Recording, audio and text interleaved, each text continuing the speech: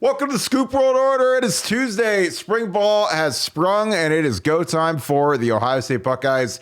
And for a lot of these guys that are trying to win a spot, this is a huge first week to get some tape done, get a couple of these practices out of the way where they're just in their spider shells, which are the pillow pads, and get ready to roll. They're going to get some work in, then they're going to take spring break, then they're going to come back in full gear and really make their move. So there's a lot of exciting stuff going on in spring ball today. We had eyes in practice. It was fantastic to see some of the stuff. And here's some of the stuff that went on in the scrimmage afterwards when the media was kicked out. So super excited about this.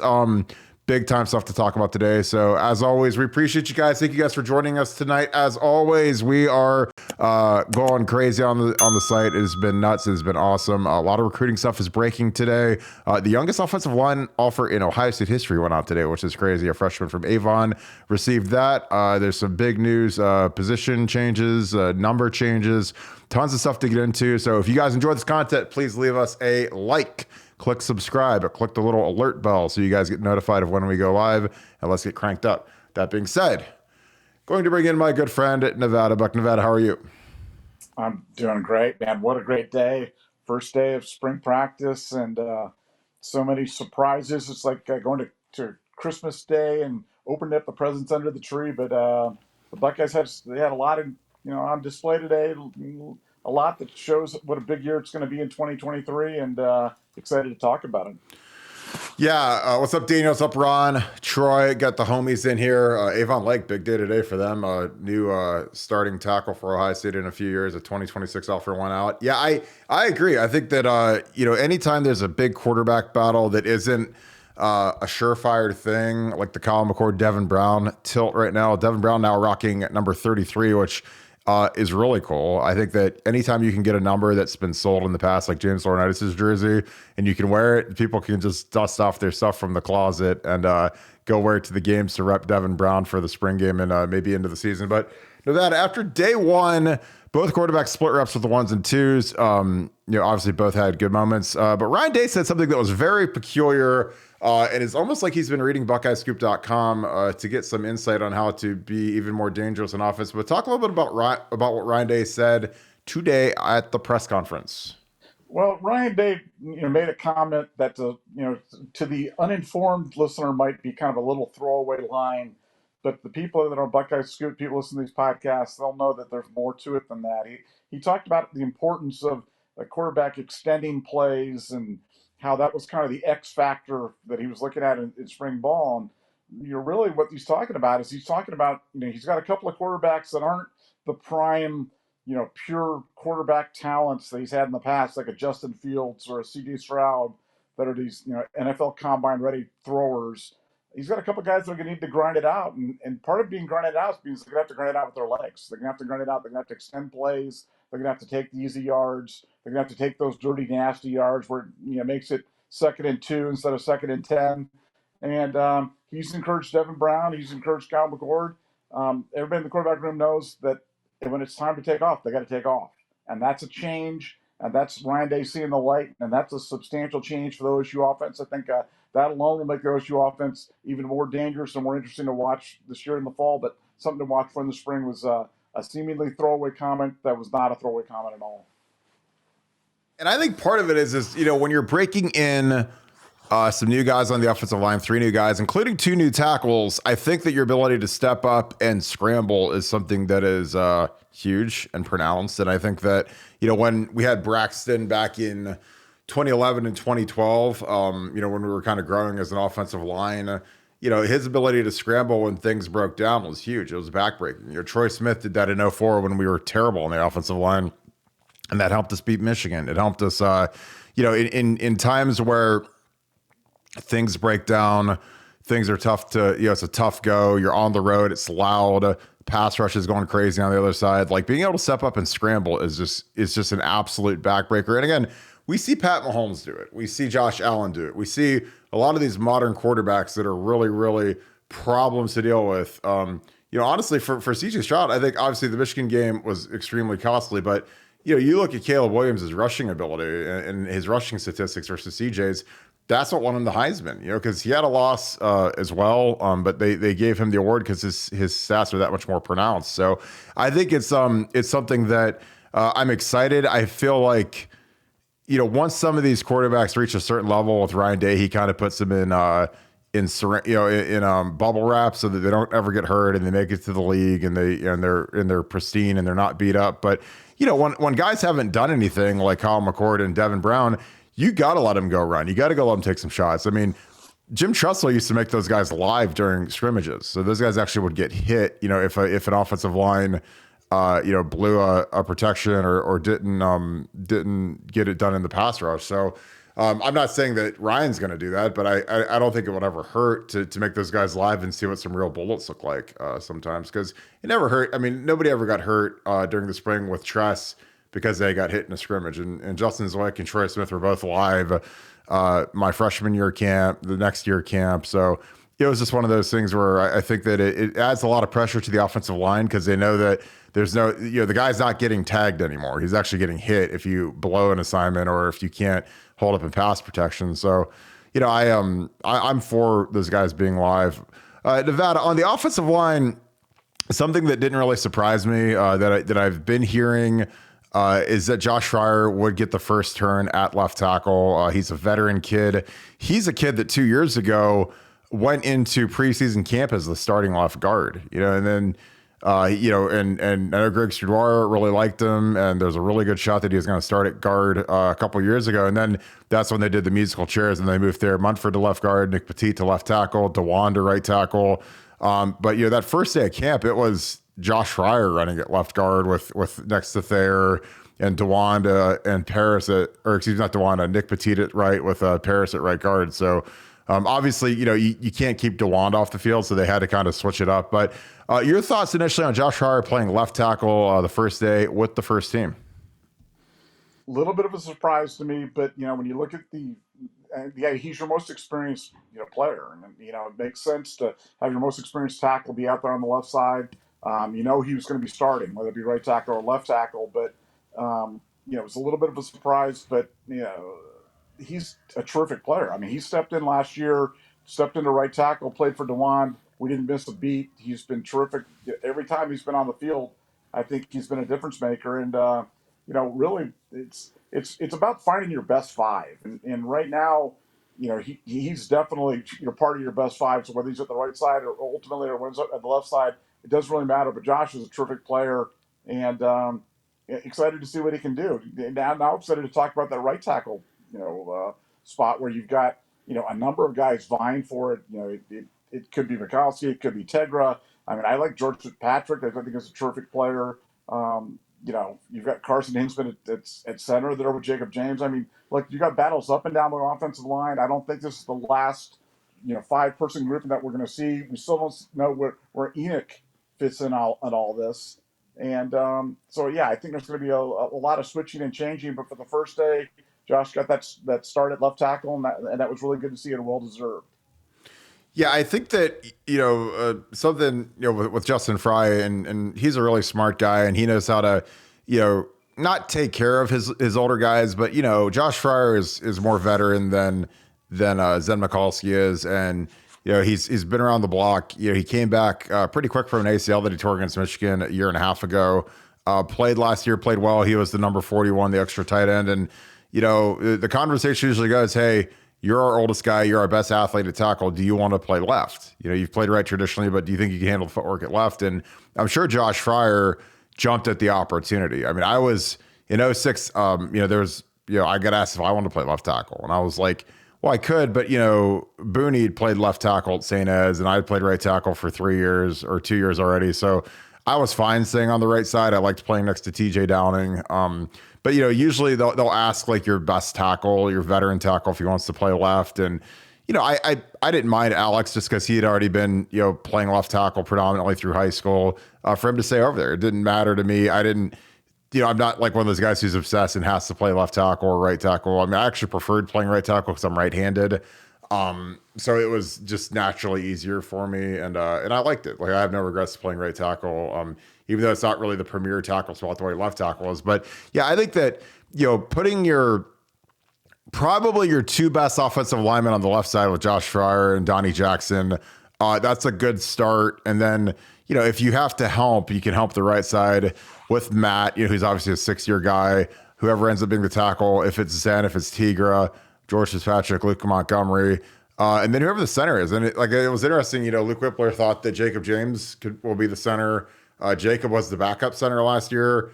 He's dinged up, but he was going through drills, which is it's one of those things where you can tell that guy's not going to go down without a fight. It's hard. I'm sure he's dying right now that Carson Hensman, who's a true sophomore, or excuse me, is a redshirt freshman, is in that starting center role for now while Jacob is healing. But Jacob is, he just watched Paris and Luke Whippler go pro, and they're the same age, and he hasn't played at all. So there's a part of you deep down where it's like, well, I should be, starting because I'm in their class. And the only reason I didn't play is because Luke Whippler is going to be a first, probably a second or third round pick, is going pro. So it'll be really interesting to see if he can get any work done. Because again, I think Ryan Day kind of prematurely declared a bunch of guys out that weren't really out. Mitchell Melton was out there running around today after he, had that catastrophic knee injury in the spring game last year. And then Jacob was out there running around because, again, when you're a guy who hasn't started and you don't really have any clout, you have to go out there and injured. If he's like Marvin Harrison or a guy that is rock solid and started last year, he's not doing anything this spring. But when you're a guy that is fighting for a spot, you don't have a choice. You got to get out there and strap it up, even if you're hurt, even if you're injured, and go try to win a spot. Because the worst thing you can do is sit out spring and Carson Hensman shows up and dominates, or he plays really well, or he plays really smooth, and then you're behind the 8 ball once camp starts. So kudos to Jacob James for gutting it out and get ready to roll this spring. We have a super chat. D Sonny, I appreciate you, my man. Why would they make Day give up play calling? Who in the building would know what's best for football and wins more than Ryan Day? Nevada, you get to take this one because you know the answer to this. Well, I think the answer to that is, Gene Smith is the one who's telling him to do it, and I think they're really just trying to get Ryan to take a more global view. And if you look across the football world, this has been asked of a lot of different head coaches, where a lot of head coaches have traditionally been involved in play calling, or been play callers, or been offensive coordinators, and they've been asked to give it up and kind of take a step back and be more of a CEO of the entire organization, not just the offense and not just the offense. Because when you're calling plays, that is to the detriment of everything else to do during game day. Calling plays is a full-time gig. And so for Ryan to try to be head coach, remember, he's got to be coaching the defense too, and coaching special teams, and also coaching the offense. Maybe if Ryan Day's taking a more CEO role, maybe we don't blow those 2 special teams calls last year. And I think that's the thinking of the OSU higher ups. It hasn't been, they haven't really had head coaches that have been the play callers like Ryan Day does.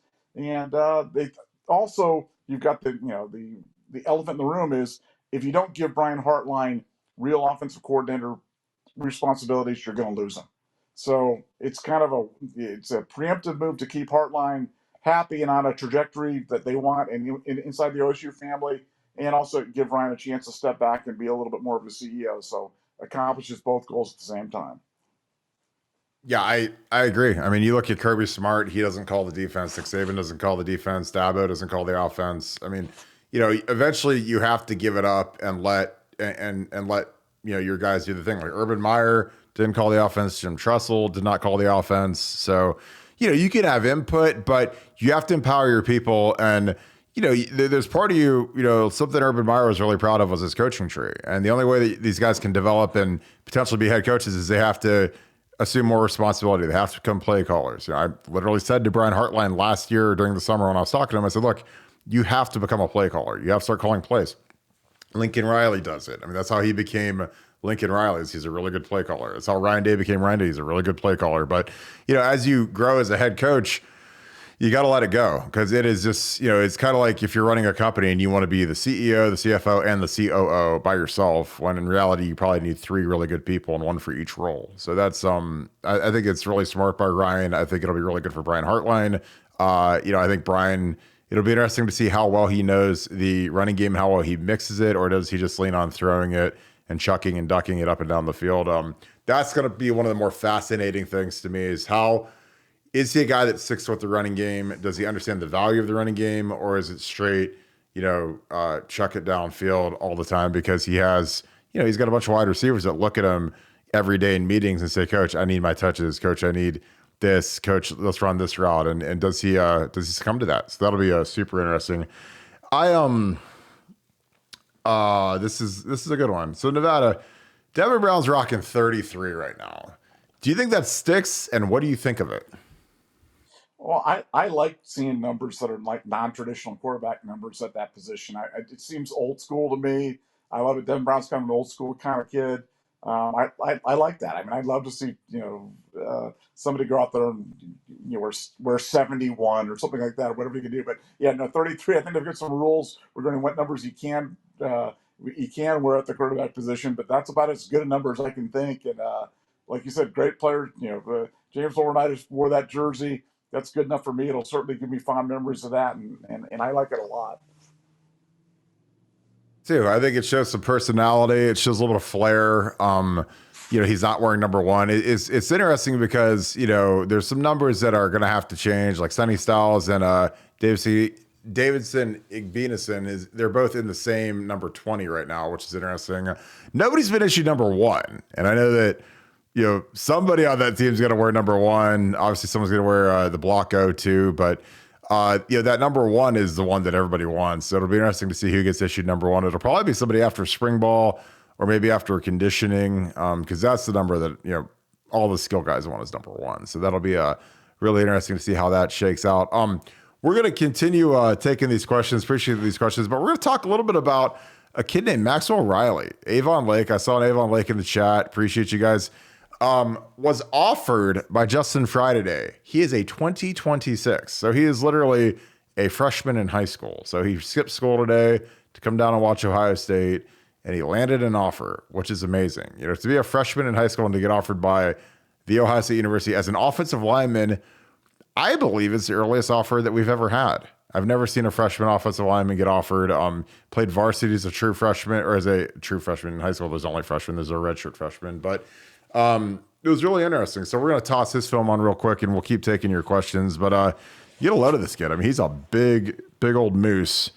About 6'5", 265. But, here he just absolutely kills this guy.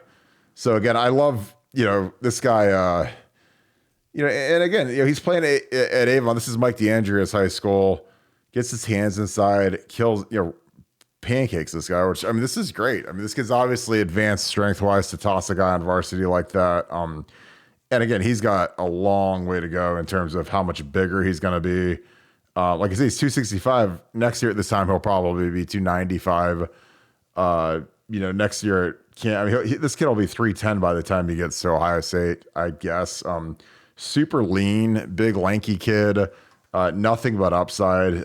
Trains at Mike DeAndrea's gym, T3 Performance up in Cleveland. Shout out Mike D, who was my teammate at Ohio State. A really heralded kid when he came out of Avon Lake. But Nevada, what do you see in young Maxwell Riley so far that you like and would make Justin Fry make him the youngest offer in the history of Ohio State football? Well, like you said, big offensive linemen don't get offered like that very often, and he's got some nasty in him. I like the way he finishes blocks. He's finishing on top of guys, and you can tell he kind of relishes putting those guys on the ground and then making sure that they stay there when he gets there. So yeah, he's got good feet. He's got that nasty. He's got that punch. He doesn't look like a freshman lineman to me, and they play a good brand of football there. And I obviously like the offer, but to me, it's really more symbolic of what Ohio State's trying to do with in-state kids and in-state offers, because they've been criticized a little bit about kind of neglecting Ohio linemen, and I think Justin Fry's gone a long way towards remedying that by taking a longer look at offensive linemen in-state. And like you said, this is definitely the earliest offensive line offer that I can ever that's probably ever happened in the history of OSU football. So I think it's a good thing. As you know, I love me some Ohio offensive linemen, so this certainly warms the cockles of my heart. And good job, Justin Fry. Yeah, and this is a kid that we're not going to see. He's only going to be a sophomore next year, which is insane. Trains, it's interesting because there's kind of a renaissance in Cleveland right now in terms of some of these kids that are up there. The Hamilton kids going to Michigan, the Armstrong kids will end up going to Ohio State. They all train together. Roebuck, who's probably going to go to Michigan, the big right tackle from St. Ed's. So there's a really, really nice crew that's up in Cleveland training. There's a good offensive line trainer up there, and he's been doing good work. And you can tell just from the kid's technique, he's been coached up well. Really, really nice footwork for a kid this age. His hands are really good. So this is it's not surprising. I mean, because again, like with a kid like this, I mean, his absolute floor is just like kind of like an average to upper tier Big Ten starter. But I mean, his ceiling could be a first round pick. I mean, just because he's already tall. He's already 6'6". So and he's only 265. I mean, he's literally bigger than I was my senior year of high school. So that's how big this kid is. So he is a moose. But these kids keep getting bigger and bigger and more athletic. And I think this kid, if he sticks to it and keeps his nose clean, he's going to be a special player. I am going to get some of these. There's an Avon Lake reset. I love that. Dominic Jones. Yeah, he went to Cincinnati, I think. All right, this is a great question. Brett Stewart. Thoughts on Jack Sawyer not playing the jack spot anymore? Now he's playing defensive end full time across from JT Tumel. Nevada, what are your thoughts on that?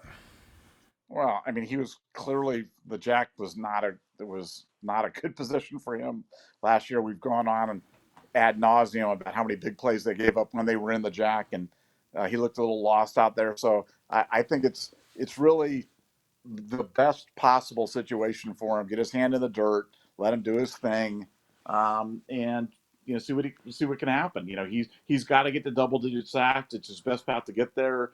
The kid's strong. He's one of the strongest kids on the team, and I think like it was really the only play they could do with him, and I'm very excited to see him there at a traditional defensive end, and think he'll have the kind of year that we've been hoping for the last 2 years.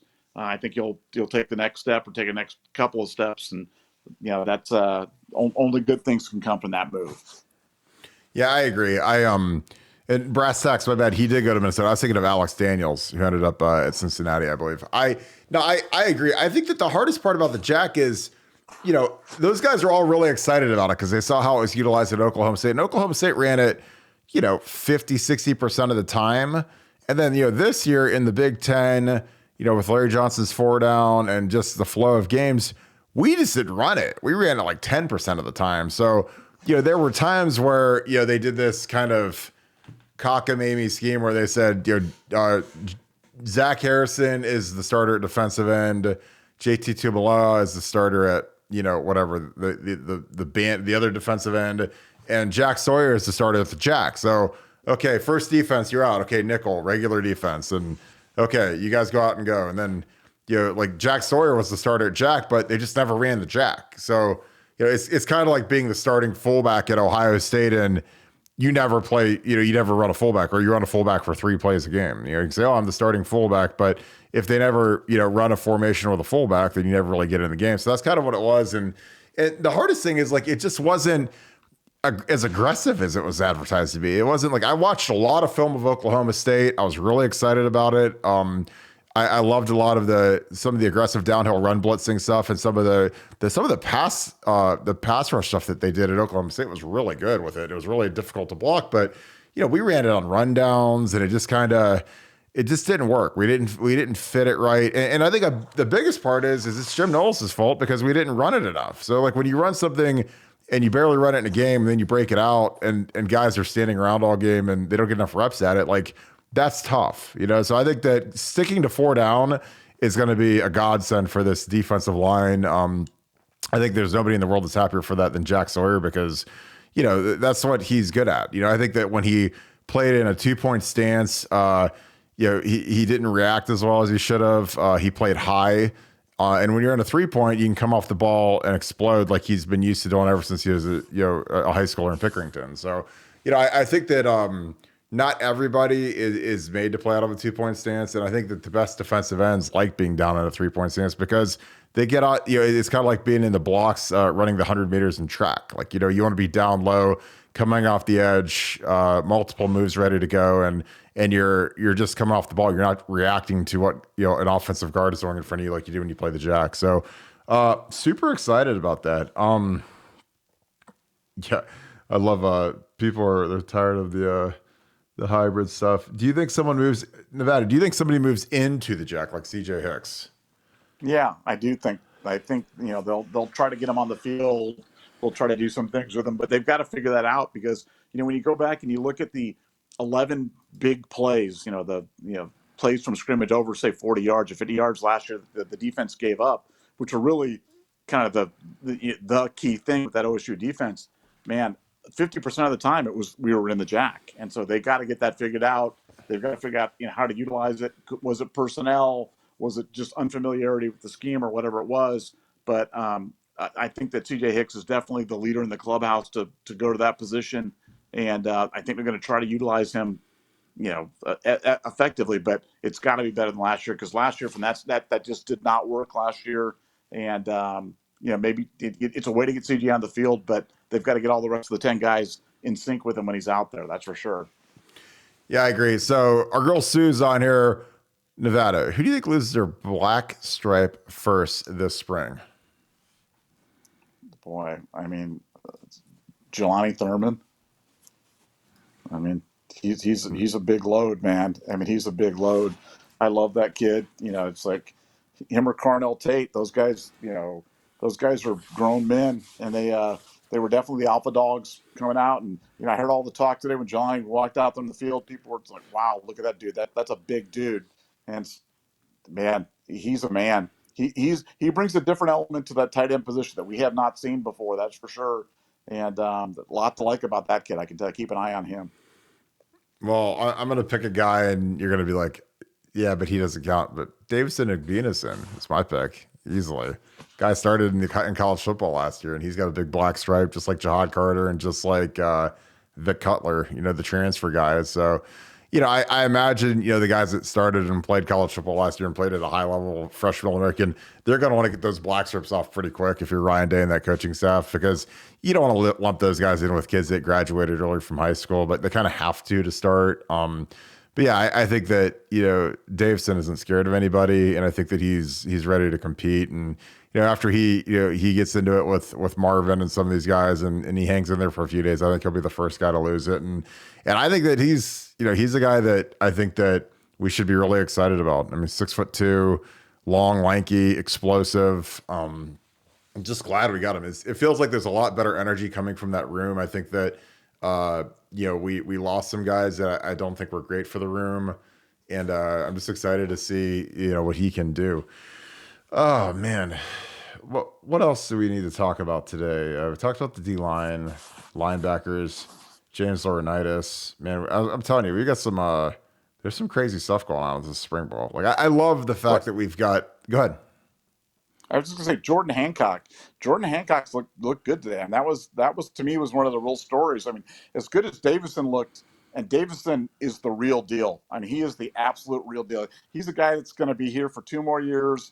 Going to leave early, go to the NFL, make a lot of money. He's one of those big lanky corners that can just run with anybody. I mean, he is a heck of a player.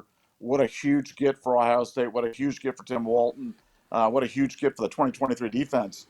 But, one of my questions was who's going to be that third defensive back with Denzel and Davison. And Jordan Hancock stepped it up. And I don't know if it was, Davison coming into the room that kind of did it, just growing up, getting healthy, a great offseason, great winter workouts.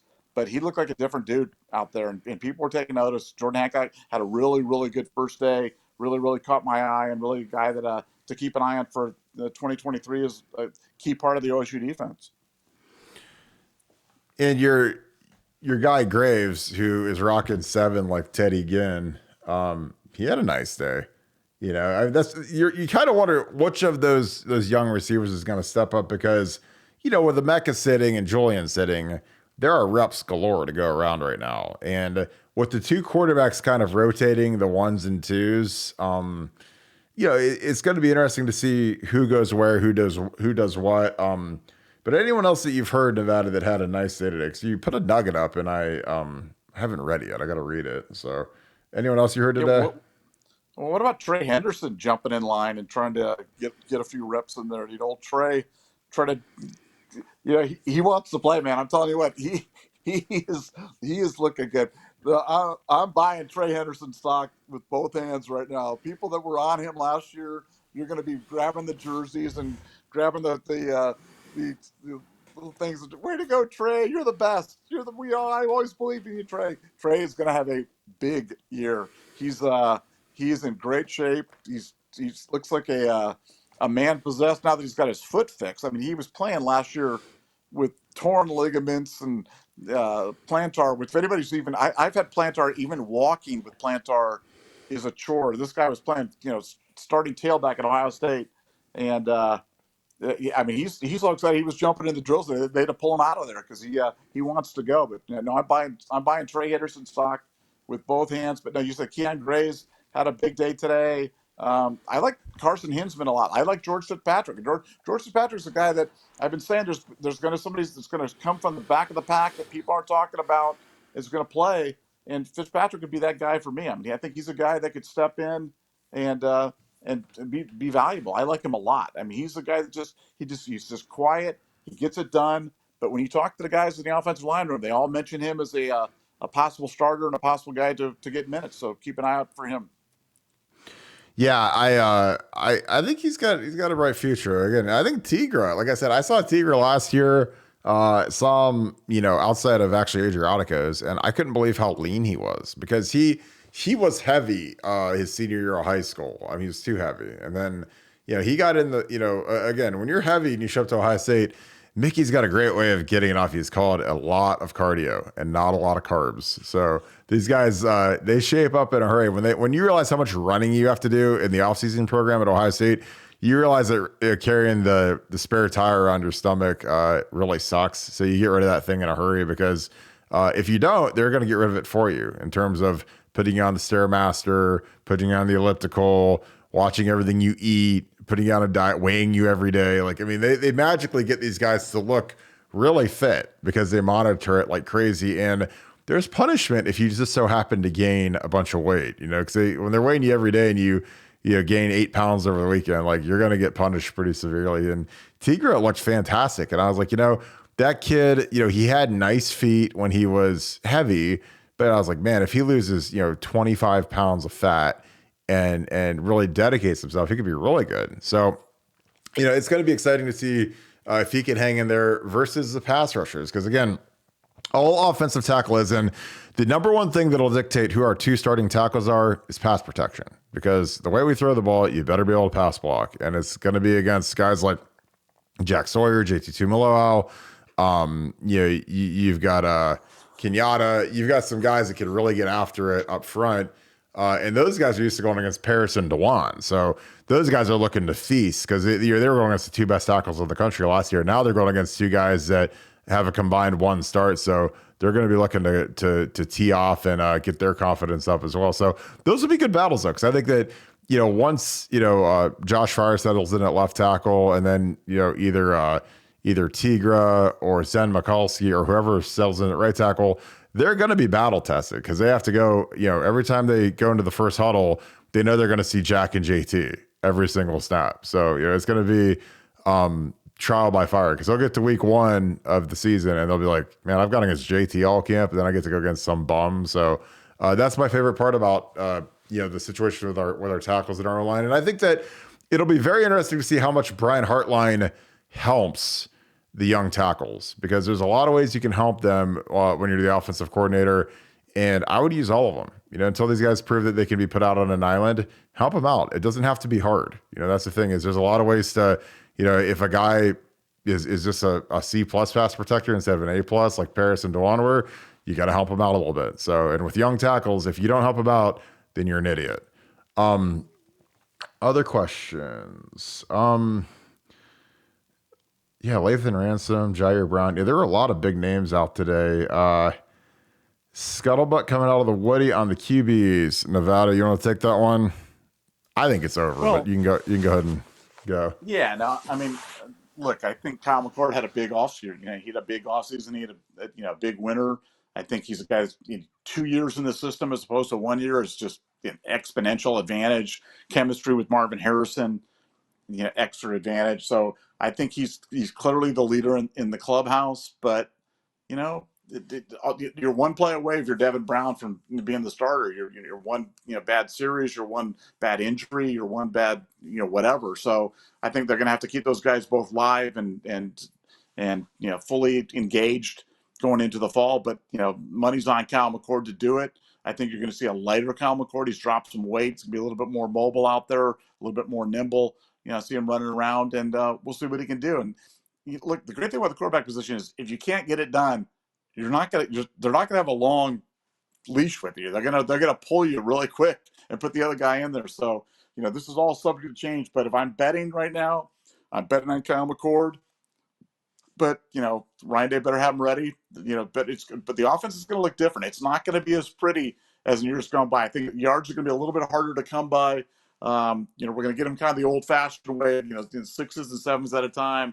And I think Kyle McCord's just the guy to do that. He's a smart kid, tough kid, and I definitely think he's leading the clubhouse with Devin running a close second.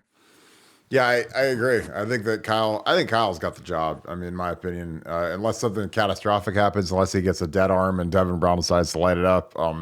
I just based on the starts, being the backup, even last year when we had mop up time, it seemed like, if there was a point where CJ Stroud would get yanked at the end of the game when we were up by 50 points or whatever, it seemed like Devin Brown would get like 2 snaps and Kyle McCord would get like 20 snaps, like towards the end of the game. So, it just seems like it's all trending that way. Obviously his chemistry with Marvin Harrison is going to be superior just because, they go back to high school, back before Marvin really had blown up. I mean, he wasn't an afterthought. Obviously, when your name's Marvin Harrison Jr., you're never going to be an afterthought when your dad's one of the greatest players in NFL history. But, he wasn't as surefire as he looks today, which is kind of crazy when you think about it. But, it was the guy that Anthony Gonzalez, hooked Heartline up with Marvin, and that's kind of got the whole ball rolling downhill, and we got him. But, Kyle McCord was the crown jewel of that class. He was the 5-star.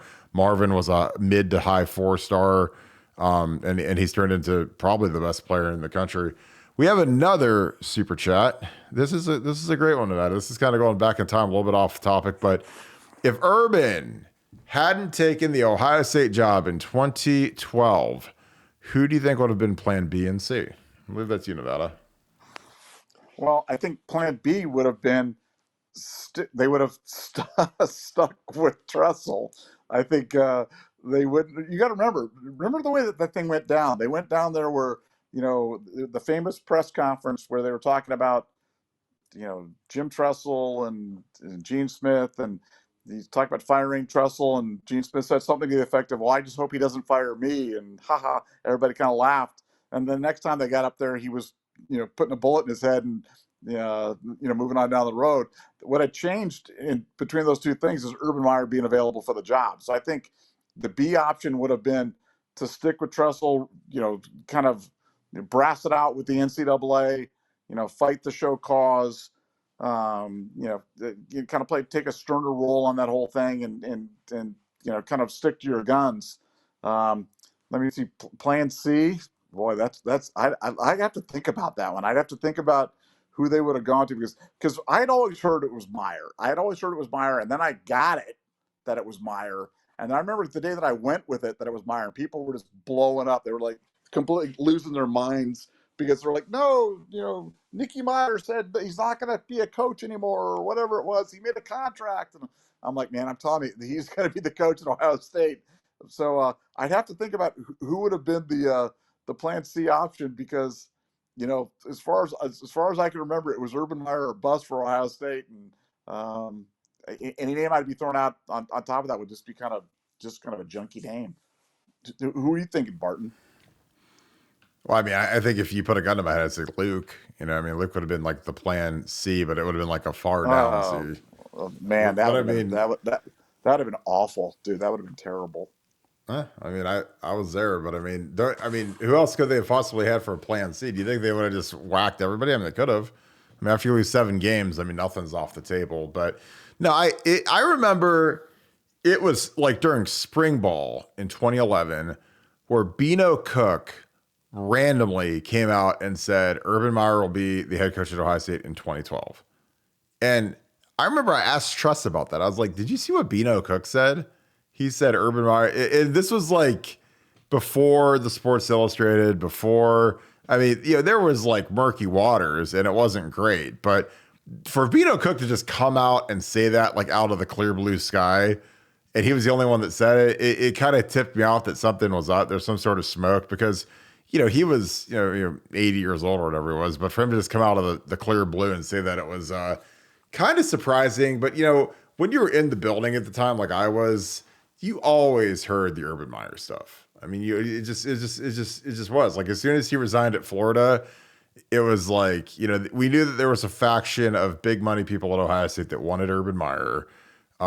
It all happened after they whooped us, when he was with Florida, and there were people like, man, we got to go get that guy. We want to go get that offense. We want to go get that kind of crazy maniacal style. That's what we want. We don't want the polished sweater vest type. And again, it is what it is. It happened. I worked for both guys, but yeah, I think that you're right. Plan B would have been ride it out with Tress because, they were going to ride it out with Tress. And then, man, that it just all stopped on a dime, man. It was like a 180 over that weekend, over Memorial Day. And it was insanity. Like, again, when if I read a book, that is the chapter that'll be just like kind of spellbinding as to how everything went down and, how it was so discombobulated and unorganized and frankly pathetic. How it was handled by the athletic department, and the board of trustees. But that's that's how they roll. I mean, it is what it is. They don't really care, and that's why I just laugh because it's almost preordained that if you coach at Ohio State, you're going to get fired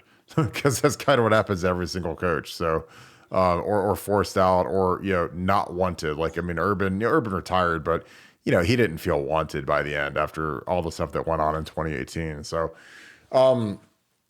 Before you go to the next question, here's my question for you. Who was the quarterback that Bino Cook famously said would win 2 Heismans at Notre Dame?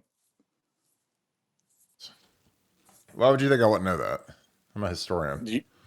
Jimmy Clausen, man. Remember Jimmy Clausen, the great Jimmy Clausen? He said that about Ron Paulus, not Jimmy Clausen. Yeah. I think he said it about Ron Paulus, too. Maybe he said Jimmy Clausen would win 3, and Ron Paulus would win 2. No, he was irrelevant by the time Jimmy Clausen came out. I mean, he was in the old folks home by then. But he said that about Paulus, because Paulus was like the mid '90s or whatever. I remember that one well, man. Paulus was one of the first big national recruits. Oh yeah. This is a good one. All right, Ryan Day said the freshman wide receivers are going to push Marvin Demek and Julian, which alarmed the media today because he didn't mention the 22 wide receiver class.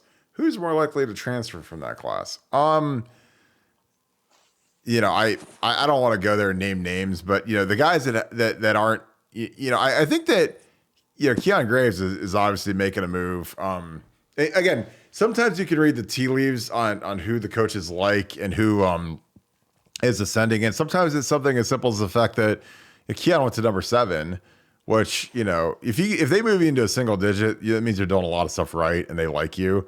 If you're stuck, wearing 26 or some other number as a wide receiver or some teen number, then they don't like you as much. They want to put you in, these guys that get moved into single digits, they're doing it because they're doing it the right way. And that's like a kind of a prestigious thing to wear a single digit at Ohio State. And the kid had a great practice. Like the guy I talked to said he was a guy that was really shining today. And I'm happy for him. Cause again, like we need young guys to step up, and, we need one of these guys to grab the punt return and the kick return duties and to be able to spell these receivers. Cause last year I feel like when I was watching, we played like, 4 different receivers. When we ran our 3 receiver sets, I mean, 99% of the time it was Marvin, Emeka, Julian, and Xavier. And, those next guys need to step up and roll a little bit more so that these guys can stay fresher throughout the season. Guys like Marvin and Emeka, they don't need to play 80 snaps every game because, we don't have anybody in there that can stock block or run a go route. So it'll be interesting to see if we can deepen the rotation a little bit and save those guys' legs a little, somewhat. Ron Paulus. We had a Ron Paulus reset. This is great. What else, Nevada? I mean, we've got a lot of stuff. I got Davison's highlight tape running in the background just because he's the guy that, man, I just think he's going to end up being the best player or one of the best players on the defense. There's a lanky corner. He's going to get a lot of chances. I think our pass rush is going to be really good this year, which I know that's going to shock people because it wasn't great last year. But I think, pass rushing is kind of a rhythm thing. And I think that when you have JT and Jack being able to play in a rhythm, less substituting, less, getting Javonte Jean-Baptiste his 10 snaps and, Jerron Cage and all these other guys. Like now that you're going to have Mike and JT, Tyleek, Hamilton, Jack. I mean, I think that those guys are hungry now. I mean, they're ready to rock and roll and go get after the quarterback a little bit. And again, I think that not screwing around with the Jack is going to be super beneficial for the defense, just because I don't think the guys like playing in it. I really don't. Just given when you get out there, you run it and you give up a 70-yard touchdown, every time you run it, like eventually guys like stop calling it and let's actually run what we're good at and stop the run and be proficient in pass defense. Nevada, they got one more practice and they hit spring break. Any final thoughts as they work into Thursday's practice? We'll have some more insight, I'm sure, from then. But any final thoughts on the first day of spring ball?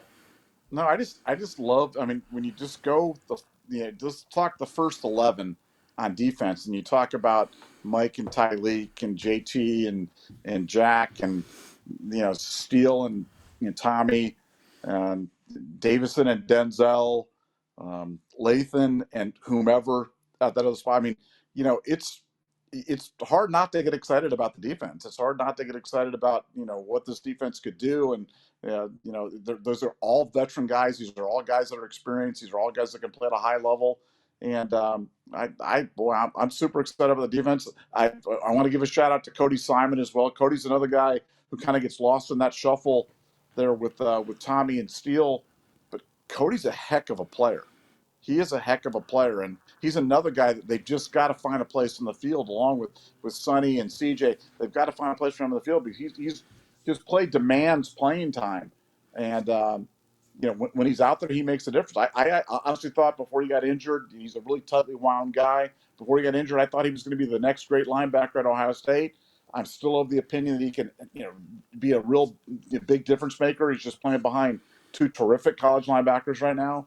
But Cody Simon's a guy to keep an eye on, and lots to like on that defense. Lots to be excited about for 2023.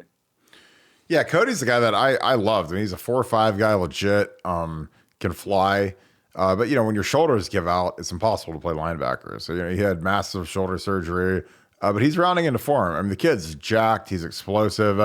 A great kid. So I mean, he's got kind of everything you'd want in attributes for a great Ohio State linebacker. But we run a 2 linebacker defense. Tommy and Steele are locked in as the starters. But again, in college football, the season keeps getting longer, and you need backups. You need to rotate guys. You need to have guys ready to go in case somebody gets nicked or hurt or goes down. I mean, Tommy was unbelievable last year, but he broke both of his thumbs. So if he breaks something else, you gotta have number 3 and 4 ready to go. I think Sonny Styles is a guy. If you look at the overall athleticism of the defense and you subtract Teron Vincent, Jerron Cage, Javonte Jean-Baptiste, and you put in some of these new guys, Tanner McAllister, you sub in Sonny Styles. Like, I think that we're going to be a more athletic defense. I really do. And I think that, I think we're going to be more star-bound. When you've got guys like Sonny, getting more reps and playing 50 snaps a game instead of playing 10 snaps a game. So I think some of those guys, as nice as they were, it's going to be addition by subtraction to get some of these younger guys in that are frankly more talented and they're more athletic. So I'm really excited to see what the defense can do. So we're going to wrap this thing. Again, we appreciate you guys. A fantastic show tonight. Again, thank you for the great questions. Thank you guys for tuning in. As always, we're bringing it on the scoop. The scoop is going nuts. Bill Greene had a huge recruiting update yesterday. He's going to get some more stuff this weekend. Really, really excited to see what goes on with the spring practice, with the quarterback derby. I think Kyle McCord's got it in the bag, but that's just me. I've heard great things about him. I've heard he's had a great offseason, so I'm really excited to see what he can do. I love Devin Brown's athleticism, though, so I don't think he's going to go down without a fight. With that being said, as always, shout out where you're from in the comments. And as you watch this, give us a like, click subscribe. and also click the alert bell. Appreciate you guys as always. Thank you guys for tuning in. BuckeyeScoop.com. We are growing like crazy. The board is incredibly active as it's ever been, and the information is flowing. So we appreciate you guys. Thank you so much for joining us. Thank you so much, Buckeye Nation. Thank you, Scoop family. We are going to talk to you tomorrow. Spring ball is here. Football is here. We're going to be kicking off before you know it. So get on BuckeyeScoop.com and let's go. Have a good one. Go Bucks.